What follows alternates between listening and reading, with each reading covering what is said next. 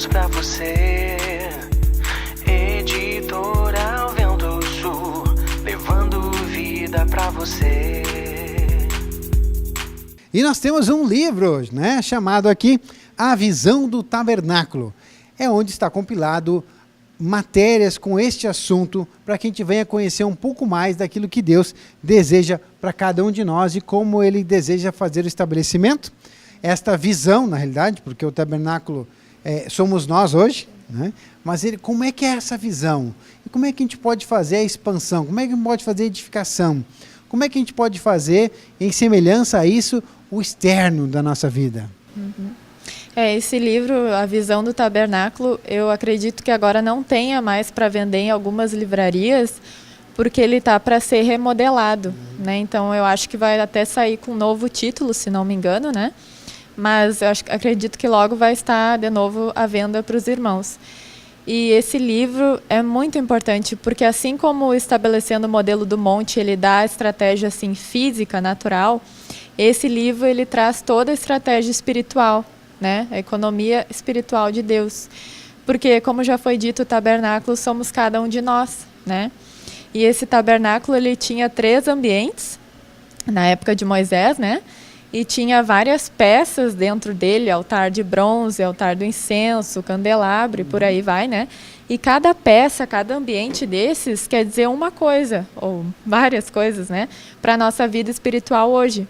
E se a gente não... Na verdade, a maioria das pessoas, eu acho, não conhece quase sobre tabernáculo, né? E, independente do livro, a gente pode acessar toda essa matéria hoje através da TV Menorá. Ah, mas como é que eu vou fazer para acessar? TV Menorá, você acessa todas essas matérias. Amém. E tem até umas mensagens do aperfeiçoamento dos santos que tinha lá o desenho no quadro, né, o tabernáculo, e foi dado algumas pinceladas assim, então dá para ir juntando tudo. Mas o que me chamou muita atenção desse livro, até abrindo um parêntese, a gente está fazendo aqui um trabalho em Cachoeira do Sul, na questão da escolinha das crianças, que a direção que nos foi passada era para ministrar o tabernáculo, né? Cada escolinha fazer uma atividade relacionada ao tabernáculo e juntar com isso o assunto que fosse mais falado nos ao vivo durante a semana, né? Porque aí as crianças teriam ali um pouco da alimentação, né? Do fluir do rio da semana. E um capítulo que me chama muita atenção nesse livro se chama O Sábado, porque a gente não se apega muito a isso, né? Até porque pensa que é um pouco tendencioso, né? Porque tem religiões que pregam isso e tal, mas é uma coisa que Deus quer que a gente conheça até para poder ganhar essas pessoas, né? Então ali nesse capítulo fala que o sábado ele não é um dia, né? Não é um dia da semana, ele é um estágio espiritual em que eu descanso das obras, porque Deus começa a fazer tudo através de mim. Claro que não é Deus vai descer na terra e guiar meus braços, minhas pernas, não. Mas eu vou ouvir a unção interior e a palavra do Senhor, e aquilo vai me mover a fazer ou não fazer as coisas. E isso é o sábado, é eu descansar em Deus. Eu não ter mais vontades naturais, mais desejos naturais, mas aceitar tudo aquilo que vem de Deus e fazer, me inclinar para o Espírito em todas as situações, né? E ali, então, fala isso, né? Que até diz que Deus descansou no sábado porque ele viu que tinha criado o homem e viu que tudo que ele tinha criado era bom, né? E o homem era muito bom. Por quê? Porque ele seria um veículo de Deus na terra para fazer a vontade de Deus. Então, por isso que Deus descansou, porque ele viu, eu já ensinei tudo, deixei a árvore da vida, eles vão aprender mais coisas de mim ainda, então vão saber como vão se conduzir na terra, né? Então, por isso, Deus descansou. Rosana, e ensinando as crianças, né, sobre o tabernáculo, a gente tem lá aquela figura do tabernáculo, né?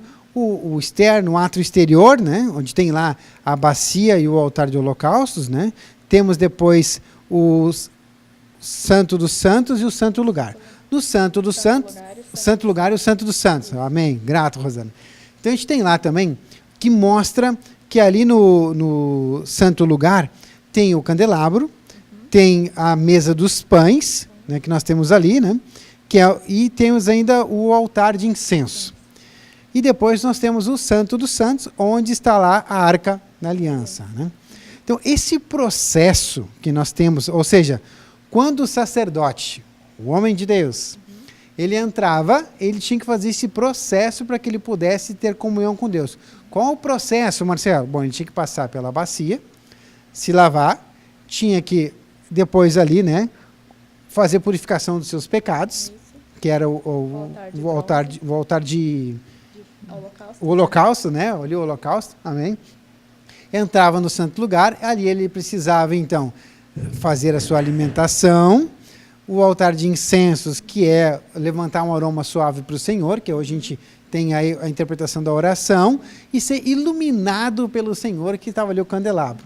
Olha que interessante. E daí ele ia no Santo dos Santos, onde ele tinha comunhão com Deus, ele podia ter a percepção e ouvir Deus falar com ele, e aí era a unção interior sendo guiado, e ele dava orientação para o povo depois disso, para a vida dele e para o povo.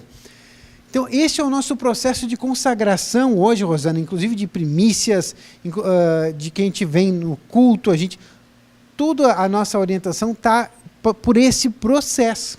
Se a gente for ver um grupo familiar, está ali o processo.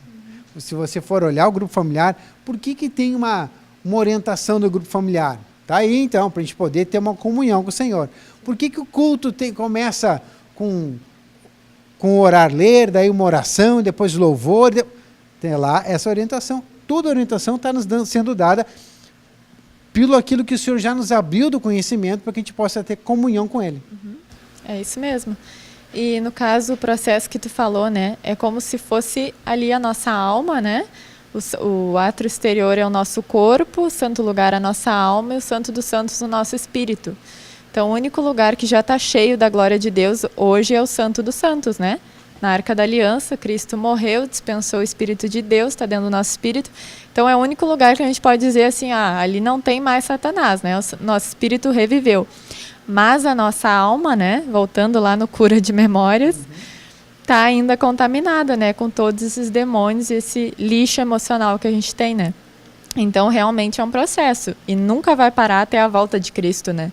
Sempre vai sair, eu sempre vou ter que me achegar à mesa dos pães, ser iluminado pelo candelabro e orar, né, para que o Senhor complete a obra dentro de mim.